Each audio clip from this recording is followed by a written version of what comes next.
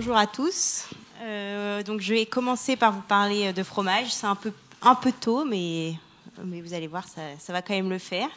Donc je suis chargée de recherche à l'Université Paris-Sud. Donc, et je travaille sur l'adaptation des champignons au fromage. Donc tout ce travail a commencé il y a des années ici au Muséum d'Histoire Naturelle pendant ma thèse, il y a quasiment 10 ans maintenant, donc avec Joël Dupont, donc l'équipe des champignons au muséum, avec Manuela Lopez Villavicenzo aussi. Et puis ça c'est un travail qui s'est poursuivi à l'Université Paris-Sud, en particulier donc chez Tatiana Giraud. Donc pour bien commencer, ce qui est important de savoir et de rappeler, c'est qu'est-ce que la biodiversité ? Donc très simplement, on peut dire que c'est la diversité d'espèces, d'organismes vivants, mais aussi ça peut être aussi la diversité au sein d'une même espèce. Donc comme vous la voyez là, avec l'homme, des canards, des papillons, etc. Et ce qui est très important à retenir, c'est que la biodiversité, ce n'est pas une collection d'espèces, justement, mais c'est un équilibre qui existe entre les extinctions et les nouveautés à tous les niveaux de la diversité biologique. Et donc, c'est comme un vélo, donc comme le disait Einstein, la vie, c'est comme une bicyclette, il faut avancer pour ne pas perdre l'équilibre. Si on s'arrête, on tombe. La biodiversité, c'est pareil, c'est pas un équilibre stable ou instable, mais c'est un équilibre qui est dynamique, donc qui est tout le temps en mouvement. Donc nous, en biologie évolutive, on s'intéresse à comprendre quels sont les mécanismes évolutifs à l'origine de cette diversité du monde vivant. Et donc, au cours du temps, on va avoir une diversification en lignées distinctes qui vont s'adapter à des niches écologiques qui vont être différentes. C'est ce qu'on appelle l'adaptation, et ça implique une réduction de flux de gènes. Et donc, on s'intéresse à comprendre quels sont les éléments génomiques qui sont impliqués dans cette adaptation et comment ces flux de gènes sont réduits. Donc, une définition très simple de l'adaptation, finalement, c'est simplement le résultat de la sélection naturelle. Donc, c'est quelque chose qui a été introduit et décrit par Darwin dans son livre L'origine des espèces en 1859. Et donc, ici, je vous montre un exemple du phalène de bouleau. Donc, c'est un exemple. Pendant la révolution industrielle en Angleterre au XIXe siècle, en fait, on avait donc sur les bouleaux, on avait à la base normalement des lichens blancs qui ont disparu. Et donc, en fait, les phalènes qui étaient blanches ont commencé donc à être plus visibles et donc à être plus prédatées par les oiseaux. Et donc en fait, il y a eu l'apparition de phalènes mélaminées noires qui sont apparues donc du fait de cette industrialisation. Et puis finalement, tout ça est redevenu à la normale. Le lichen est revenu et du coup, les morphes blancs sont aussi revenus. Et donc on a eu une diminution des morphes mélaminés. Donc, un petit rappel des composantes de la sélection naturelle. Donc, juste dans une population, donc on va avoir une variation, c'est important, donc des variations de traits. Ensuite, on a donc l'hérédité des caractères. Donc, c'est quelque chose, par contre, qui n'a pas été trouvé par Darwin. C'était un petit peu après avec Mendel. Mais donc l'hérédité des caractères. Donc, forcément, on ressemble à ses parents. Et ensuite, il y a la reproduction différentielle suivant les caractères. Donc, là, l'exemple nous dit que si jamais apparemment là, donc les coccinelles qui sont plus orangées vont être plus amères. Du coup, les oiseaux ne vont pas les aimer et du coup, ils seront moins prédatés. Et du coup, non, c'était l'inverse, pardon. Bon, c'est les rouges. Bref, vous avez compris. Mais en gros, il faut trouver quelque chose pour survivre en fait dans cet environnement qui est tout le temps changeant. Et donc, au cours du temps, il va y avoir une sélection. Ça s'appelle la sélection naturelle. Et donc, finalement, la domestication, c'est aussi une sélection, mais cette fois pas naturelle, mais artificielle. Et c'est un cas spécifique d'adaptation, donc qui implique une forte et récente sélection humaine de phénotypes d'intérêt pour l'homme. Et ça va impliquer une divergence rapide, ce qui va permettre de trouver des traces de cette adaptation dans les génomes, c'est-à-dire dans tout le contenu génétique des organismes. Et c'est donc un cadre idéal pour étudier l'adaptation, nous, biologistes de l'évolution. Donc là, je vous montre l'exemple avec toutes ces sortes de choux et donc l'ancêtre sauvage qui est la moutarde.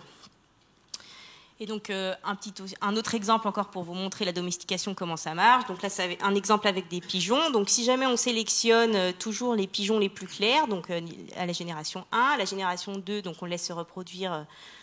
Donc on va avoir encore des pigeons plus clairs, de plus en plus, pour finalement arriver à la génération N à des pigeons blancs. Donc voilà, c'est la sélection. Et donc vous connaissez forcément cet exemple des pigeons. Donc grâce à la sélection, on arrive à avoir une diversité assez impressionnante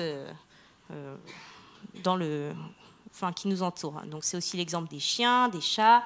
Donc comme vous le voyez ici, il y a énormément d'exemples chez les animaux de cette domestication. Donc ça a commencé par le chien, donc il y a plus de 15 000 ans, et puis les derniers en date, c'est les canards. Et on a aussi la domestication chez les plantes. Donc vous le voyez ici, les plus anciennes à avoir été domestiquées, apparemment ce serait la banane et le taro, mais après il y a des plantes qui ont été domestiquées plus récemment, comme par exemple ici la tournesol, la courge, etc. Mais aujourd'hui, donc c'était juste une petite overview, une entrevue de ce qui existe chez les plantes et les animaux. Donc ce qu'on peut retenir des organismes domestiqués, en tout cas plantes et animaux, c'est qu'il faut une descendance fertile, sinon ça ne marcherait pas, on ne pourrait pas domestiquer si jamais on n'arrivait pas à avoir des descendants. Il faut qu'il y ait une réduction ou une absence des flux de gènes entre la population sauvage et la population domestiquée, justement pour vraiment avoir des traits phénotypiques d'intérêt qui apparaissent. Et donc tout ça, c'est une conséquence d'une sélection forte et récente par l'homme. Et ça amène à des différences phénotypiques et physiologiques entre l'espèce sauvage et l'espèce domestiquée. Donc on peut le voir entre le chien et le loup. Donc on va avoir une valeur sélective qui augmente dans l'environnement créé par l'homme, mais par contre qui diminue dans les états naturels, dans l'habitat naturel, c'est-à-dire que les animaux domestiqués dans la nature vont avoir du mal à survivre.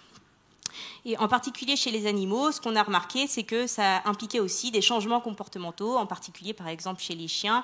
Donc ils n'ont plus peur de l'homme et ils ont une baisse de l'agressivité par rapport aux loups. Donc maintenant, si on s'intéresse au niveau génomique, au niveau de l'ADN, là on a pu montrer des processus évolutifs communs entre tous ces organismes qui ont été domestiqués. Donc ça implique forcément des modifications du génome, donc avec des mutations génétiques, des inversements chromosomiques, mais aussi donc des pertes et des gains de gènes, donc la perte de gènes qui sont devenus dispensables dans ce nouvel environnement contrôlé par l'homme.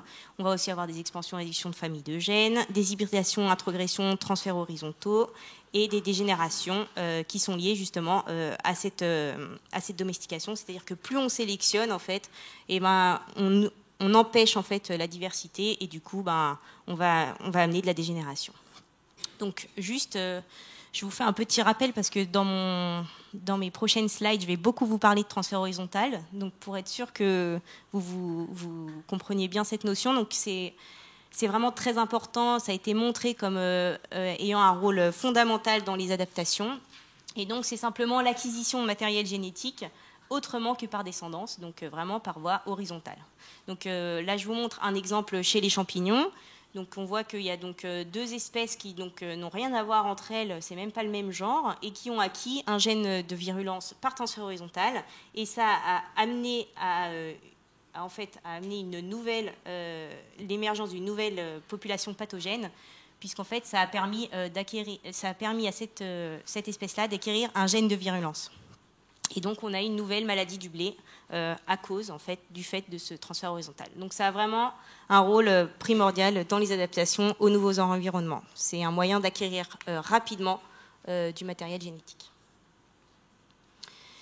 Et donc, qu'en est-il de la domestication chez les champignons ? Donc, les champignons, c'est un règne à part, distinct des plantes et des animaux. Donc, vous le voyez ici, avec l'arbre de la vie, avec les 3 domaines. Et donc, les champignons sont ici, les animaux sont là, et les plantes sont carrément ici. Donc, en fait, les champignons sont plus proches des animaux. Donc, on estime qu'il y en aurait 1,5 million d'espèces sur Terre, et aujourd'hui, seulement 100 000 espèces qui ont été décrites. Donc, c'est vraiment très peu. Il reste encore beaucoup de choses à faire. Et donc, ça comprend, le mot champignon, ça comprend des champignons macroscopiques, donc ceux qu'on a dans les forêts, mais aussi les moisissures, donc ceux qu'on trouve dans nos pots de yaourt, quand on les laisse trop moisir, ou sur les fromages, les levures, les lichens, rouille et charbon. Et d'un point de vue écologique, on les retrouve partout, donc ils ont une distribution planétaire. Ils sont plus souvent associés aux plantes ou au sol, et ils sont saprophytes, parasites et mutualistes.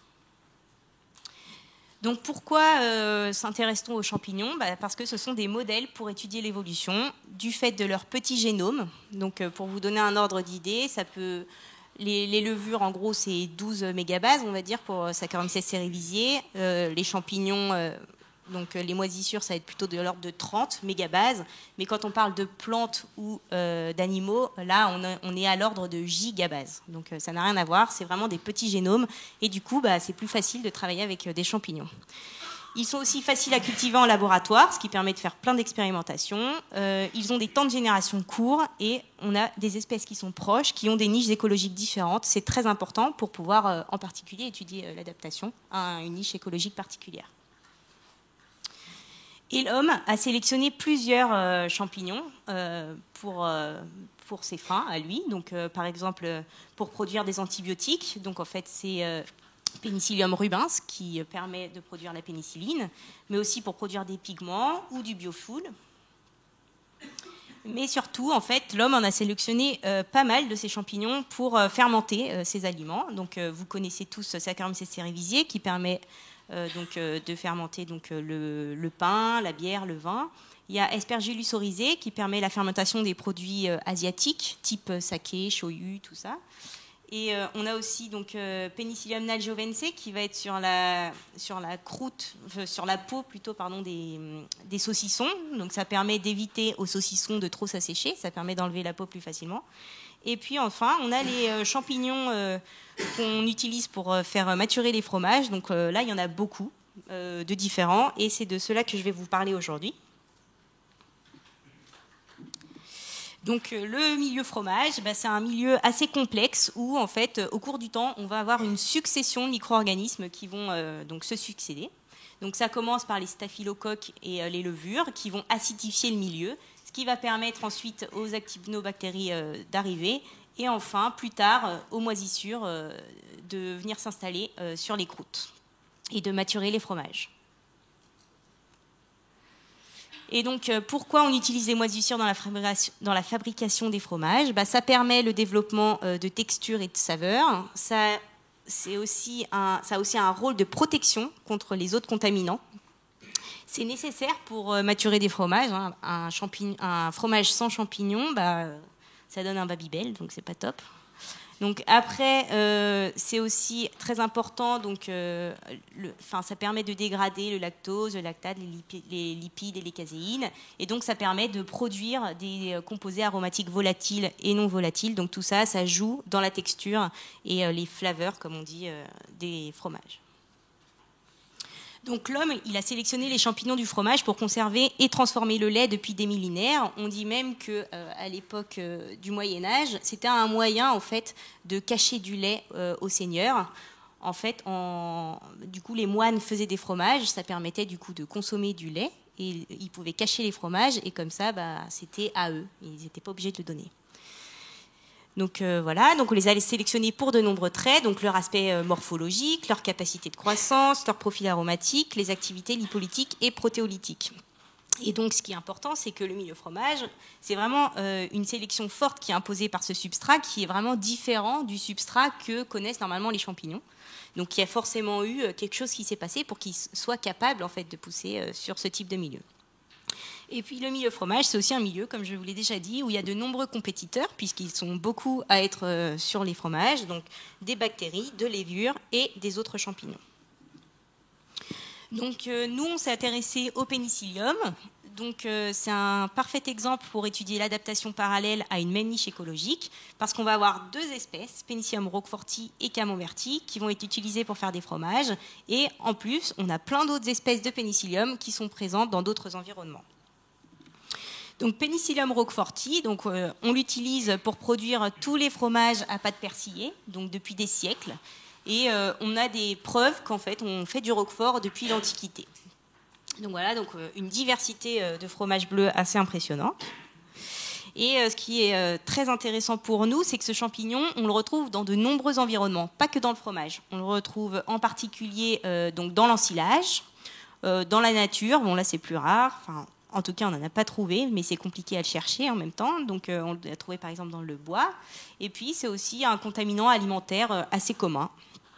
Donc, voilà.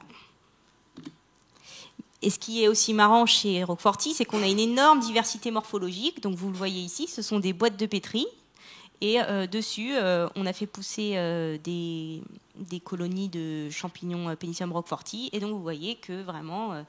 Ça va du vert clair au vert foncé, de plutôt poudreux à plutôt dufteux. C'est très variable. Donc, ce qu'on a montré aussi, c'est qu'on avait une diversité génétique très importante chez cette espèce, avec les souches isolées de fromage qui vont être différenciées des souches isolées des autres environnements. Donc là, vous voyez qu'ici, on a plutôt les souches qui viennent du fromage, et ici, on a les souches qui viennent d'autres environnements, sauf ici, on a une petite exception avec d'autres souches qui viennent du fromage. Et donc, on s'est intéressé à Roqueforti pour essayer de comprendre quels étaient les caractères qui auraient pu être sous sélection pendant sa domestication. Donc, par exemple, la production de spores. On sait aujourd'hui que maintenant, on inocule le lait avec des spores de Penicillium roqueforti pour ensuite avoir donc, cette moisissure bleue dans les fromages. Mais quand on parle aux producteurs de Roquefort, ils nous disent qu'ils font toujours ça. Bon, on y croit moyennement, mais en tout cas, avant, ce qu'ils faisaient, c'est qu'ils faisaient brûler du pain pour avoir une croûte bien noire, du pain de seigle. Et ensuite, ils mettaient un petit peu de moisissure verte dedans. Ils laissaient le pain donc moisir, devenir tout vert pendant des mois et des mois, pour ensuite inoculer le lait et faire du Roquefort. Mais quand même, maintenant, la plupart des gens achètent Penicillium roqueforti dans des petites fioles comme ça, et ils inoculent leur lait. C'est plus pratique. Donc le fromage, c'est un milieu qui est très salé, donc il faut que les champignons soient tolérants au sel. Il faut aussi que ça aide à la maturation des fromages, donc il faut qu'ils utilisent les lipides et le sucre du lait. Et aussi, il faut qu'ils arrivent à combattre les autres micro-organismes qui sont dans ce milieu. Ensuite, il y a l'autre espèce qui est Penicillium camemberti. Donc là, c'est une histoire de domestication qui est complètement différente, puisqu'elle est beaucoup plus récente. On pense que les premiers camemberts sont apparus en 1791, donc c'est beaucoup plus récent. Et en fait, ça viendrait c'est cette moisissure blanche qu'on trouve en surface des fromages à pâte molle. Et donc, ça a été vraiment une moisissure qui a été sélectionnée par l'homme du fait de cette couleur blanche. Et donc, son ancêtre était plutôt de couleur bleu-grise. Donc là, ce serait plutôt une lignée clonale. On n'a pas de diversité comme on peut avoir chez Penicillium roqueforti. Et justement, je suis en train de travailler plus précisément sur la génétique des populations de camemberti. Et en effet, il n'y a pas beaucoup de diversité. Donc on n'est pas du tout dans le même cas que Roqueforti.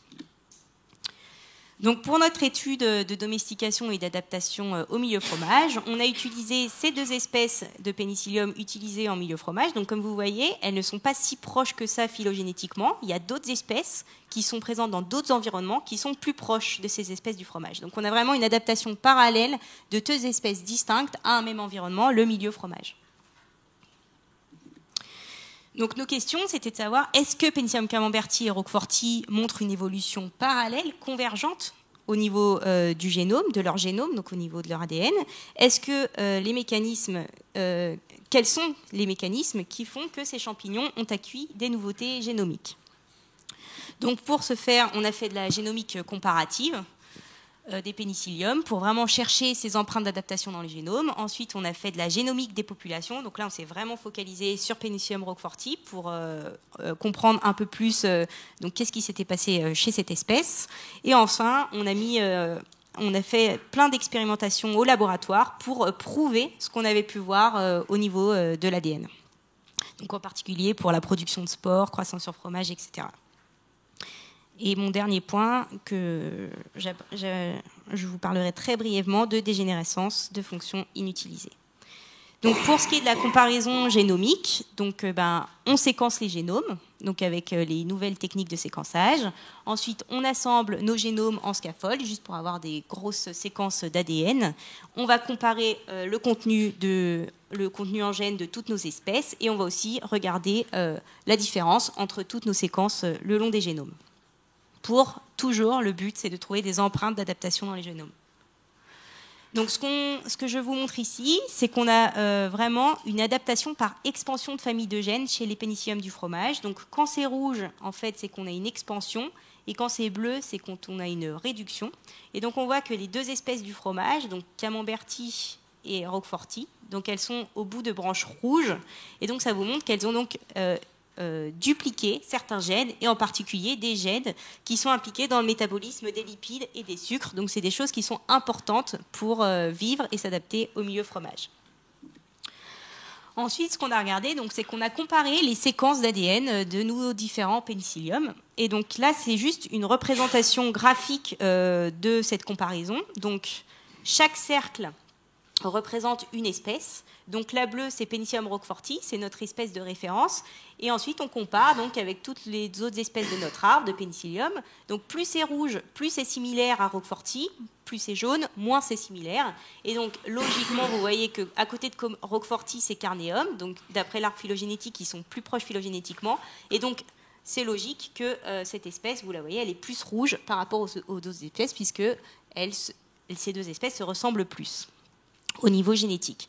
Mais ce qui était très marquant quand on comparait donc tous ces génomes ensemble, c'est qu'on avait vraiment des régions, donc par exemple ici, qui sont absentes de certaines espèces de pénicillium, mais présentes dans d'autres qui ne sont pas proches phylogénétiquement, et surtout, ces régions sont 100% identiques d'un point de vue nucléotidique. Et ces régions sont énormes, ça fait des centaines de kilobases, donc des centaines de milliers de bases, avec 100% d'identité nucléotidique. Et donc un autre point qui est important, c'était que c'était dans des régions qui étaient non homologues, c'est-à-dire pas au même endroit dans les différents génomes.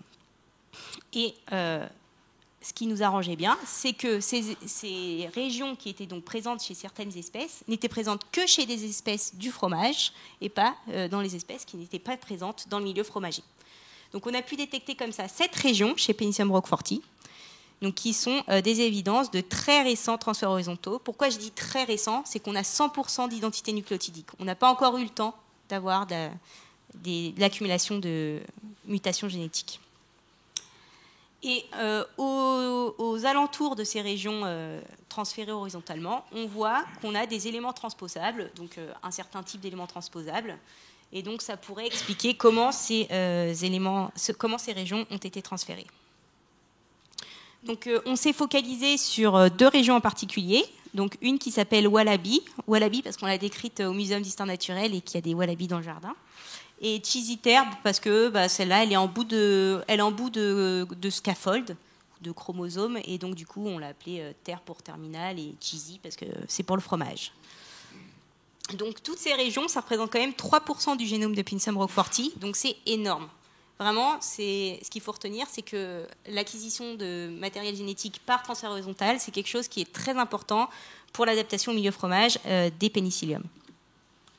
Donc, Chiziterbe, quand on regarde ce qu'il y a dans cette région, on voit qu'il y a des gènes putatifs qui sont impliqués dans le métabolisme du lactose et du galactose, toujours flanqués par ces éléments transposables.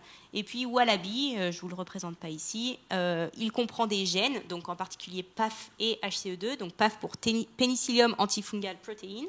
Donc c'est vraiment des gènes qui ont été montrés impliqués dans la compétition. C'est censé aider le champignon à être en compétition avec d'autres micro-organismes. Donc, au moment de notre étude, une autre étude avait été menée par une autre équipe et ils ont mis à disposition des données transcriptomiques. Donc, ça nous a permis de regarder quels étaient les gènes exprimés chez Penicillium camemberti. Donc, c'était des données acquises lors de la maturation d'un camembert. Donc à différents temps, donc 5, 9, 15, 21, 35, 56, 77. Et donc on a pu voir que les gènes qui étaient dans notre région Chiziterbe étaient exprimés au début de la maturation du camembert, et ce qui est normal puisque c'est au début qu'on a encore du lactose et du galactose. Après on n'en a plus, il a été transformé en lactate. Donc ensuite, on s'est vu toutes ces données vraiment intéressantes sur Penicillium roqueforti. On s'est dit, on va se focaliser sur cette espèce pour vraiment maintenant prouver expérimentalement ce qu'on a pu montrer, ce qu'on a pu voir en fait au niveau de l'ADN. Donc, est-ce que vraiment ces régions transférées horizontalement sont bénéfiques dans l'environnement fromager par rapport à un autre environnement? Donc, il a fallu commencer par créer une collection de souches, donc acheter beaucoup de fromage, isoler beaucoup de différentes souches. Et donc, nos questions, c'était vraiment de savoir, est-ce que les contaminants alimentaires sont des souches du fromage échappé? Donc, ce qui pourrait être vrai. Finalement, dans votre frigo, vous avez des fromages, vous avez d'autres aliments. Est-ce que, en fait, c'est les souches du fromage qui vont sur vos autres aliments? Est-ce que les souches d'ensilage sont la population ancestrale sauvage? On pourrait aussi penser que, comme l'ensilage, finalement, on le donne à manger aux vaches, et après, ça se retrouve sur le pis, on traite la vache, hop, ça vient notre fromage, etc. Donc, au niveau des gènes, donc voilà l'arbre phylogenétique qu'on a pu obtenir. Donc, quand on a séquencé donc tout le génome de 34 souches de Penicillium roqueforti, donc on a vraiment 4 clusters, 4 clades différents qui nous sont apparus. Donc, un cluster qu'on a appelé donc cheese W+, C+. Donc ça, c'est la présence des transferts horizontaux. Donc wallaby, cheesiter. Donc là, c'est le groupe. Donc ça comprend donc toutes les souches isolées de fromage, mais pas celles qui sont présentes dans les roqueforts. Parce que les souches qui sont inoculées dans les roqueforts se retrouvent dans un cluster à part, ici, et qui n'est pas proche phylogénétiquement du cluster des autres souches isolées de fromage, ce qui est vraiment très étonnant. Et ici, on a 2 clusters distincts entre les souches qui viennent de contaminants alimentaires et les autres plus naturels qui viennent d'ensilage. Donc, ce qui est vraiment important avec cet arbre, c'est qu'on voit que la population ancestrale, ce n'est pas la population sauvage ici, puisqu'en fait, elle est dedans. Donc, en fait, ça veut dire qu'on n'a pas encore trouvé la population ancestrale de nos souches inoculées dans les fromages.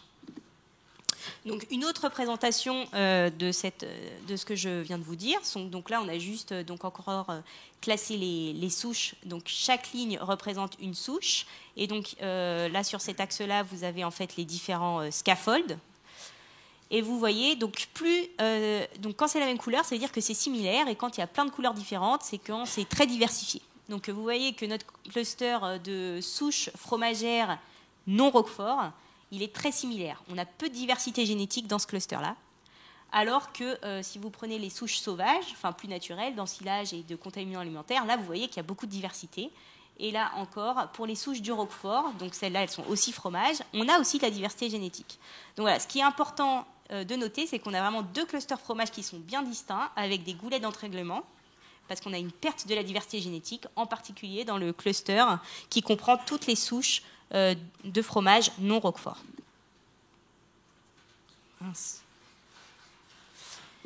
Donc maintenant, on a voulu un peu comprendre l'histoire des divergences entre ces populations. Donc pour ça, on a estimé les histoires de divergence et de flux de gènes. Donc pour faire ça, en fait, c'est des méthodes qui s'appellent donc c'est des inférences démographiques par coalescence, donc avec approximate Bayesian computation. Donc on teste plusieurs modèles. Donc est-ce qu'on a un goulot d'étranglement, est-ce qu'on a une taille constante, est-ce qu'on a une divergence, est-ce qu'on a du flux de gènes. On peut tester tous les scénarios qu'on veut. Il n'y a pas de limite, c'est juste une limite de temps et de calcul parce que c'est vraiment très long à faire tourner. Donc on simule tout ça. On a des statistiques simulées, on les compare avec des statistiques observées et ensuite on choisit ce qui correspond le plus finalement à nos données. Et donc nous, pour nos Penicillium roqueforti, ce qu'on a vu, c'est qu'en fait, finalement, on a vraiment donc des coulées d'étranglement très importants dans les 2 populations de fromage, que la population en fait non roquefort a divergé il y a plus longtemps des populations roquefort et que les populations roquefort sont plus proches des souches qu'on a pu isoler d'environnement. Ce qu'on voit aussi, c'est qu'on a du flux de gènes entre les populations sauvages, food spoiler et silage. Donc ensuite, on a voulu montrer expérimentalement l'adaptation de Penicillium roqueforti, donc en particulier la production de spores, la croissance sur fromage, l'exclusion des compétiteurs, la lipolyse, la protéolyse et la tolérance au sel. Donc la première chose qu'on a fait, c'était donc on a mis nos Penicillium roqueforti à pousser sur milieu fromage et un autre milieu, le milieu minimal, donc là où vraiment en fait c'est un milieu qui est très pauvre. Et donc on a mis des souches qui possédaient les transferts horizontaux ou qui ne les possédaient pas. Et donc ce qu'on voit, c'est que les souches qui possèdent les transferts horizontaux poussent mieux sur le fromage que les souches qui ne le possèdent pas. Par contre sur milieu minimal, elles n'arrivent pas du tout à pousser, alors que les souches qui n'ont pas ces transferts arrivent à pousser. Donc là, on a vraiment un trade-off. On a vraiment un avantage des souches avec transfert horizontal sur milieu fromage, mais par contre, c'est un coût de porter ces régions horizontales dans le transfert. Non, c'est un coût de les porter dans un milieu minimal. Donc après, donc il y a une postdoc de notre équipe, Émilie Dumas, elle a fait des fromages pour être sûre vraiment de ça. Donc elle a inoculé donc son lait avec différentes souches de pénicillium. Donc bon, c'est quand même moins beau que ceux qu'on peut acheter, hein, comme vous pouvez voir. On ne vient pas fromager comme ça. Et par contre, ce qu'on a pu voir, c'est que les souches non Roquefort, elles poussent mieux sur fromage que les autres souches. Donc après, on a fait aussi de la compétition. Donc pour ça, on a étalé sur nos boîtes un lit de Pénicillium roqueforti, donc avec ou sans les régions transférées horizontalement. Et après, on a inoculé en un point au milieu de la boîte des compétiteurs. Et donc encore, pareil, on voit qu'en fait, quand on a un lit de Pénicillium roqueforti avec les transferts horizontaux ici, le compétiteur a plus de mal à pousser que si jamais le lit de roqueforti est une souche qui n'a pas ces transferts horizontaux. Donc, les transferts horizontaux empêchent la croissance des compétiteurs sur milieu fromage. Ensuite, une autre manip de compétition, c'est qu'on met tout simplement deux souches face à face sur une boîte de pétri et on voit qui gagne.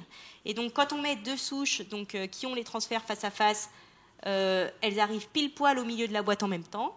Et il n'y en a pas vraiment une qui gagne. Pareil si on fait du W-C- contre W-C-. Par contre, si on met une souche qui a les transferts contre une souche qui n'a pas les transferts, clairement, celle qui a les transferts horizontaux gagne sur la souche qui n'a pas les transferts. Donc on a aussi regardé la tolérance au sel. Donc on voit aussi que les souches qui n'ont pas, qui ont les régions transférées sont moins gênées par le sel. Vous le voyez ici, par rapport aux souches qui n'ont pas ces régions transférées. Là, c'est une autre façon de le représenter. Vous voyez que les souches qui ont les transferts, en fait, elles sont moins gênées en fait, par le sel que les souches qui n'ont pas les transferts. Et c'est encore plus fort chez les souches qui sont isolées de Roquefort. Et les souches Roquefort produisent plus de spores sur pain. Alors ça, c'était vraiment étonnant. C'est comme quoi ce que nous racontaient les fabricants de Roquefort disaient la vérité. Puisque on a vraiment une sélection pour les souches de Roquefort pour bien pousser sur pain. Et c'était leur technique en fait, d'inoculation à la base des fromages.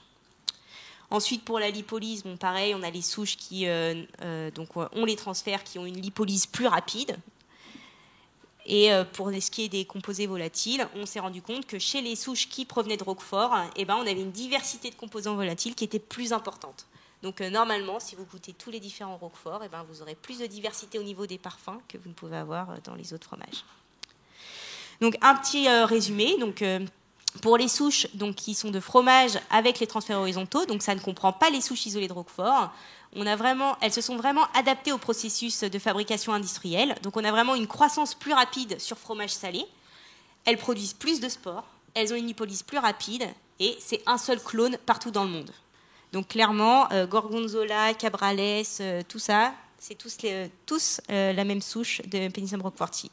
Alors que pour Roquefort, pourtant, il ne s'agit que d'un petit village dans le sud de la France. Et bien là, il y a une grande diversité, plus grande que chez les souches non Roquefort. On a une croissance plus lente sur fromage, mais en fait, c'est bénéfique pour la disponibilité du lait, puisque pour le Roquefort, c'est que du lait de brebis, et donc c'est des processus plus artisanaux en fait pour faire des Roqueforts. Et elles produisent plus de spores sur milieu pain. Et donc c'est normal, puisque par rapport à l'histoire, on sait qu'à la base, elles étaient multipliées sur pain. Donc finalement, je ne vous parlerai pas de dégénérescence, mais en tout cas, les souches du fromage ont dégénéré. Voilà, c'est la conclusion. Et une petite conclusion rapide. Donc, on a vraiment des adaptations multiples et indépendantes des pénicilliums au fromage. On a une adaptation rapide par transfert horizontal. On a une dégénération pendant la domestication qui est due en fait à la réplication clonale des souches isolées de fromage, forcément en fait pour sélectionner mieux en fait nos souches d'intérêt, on les réplique de façon clonale.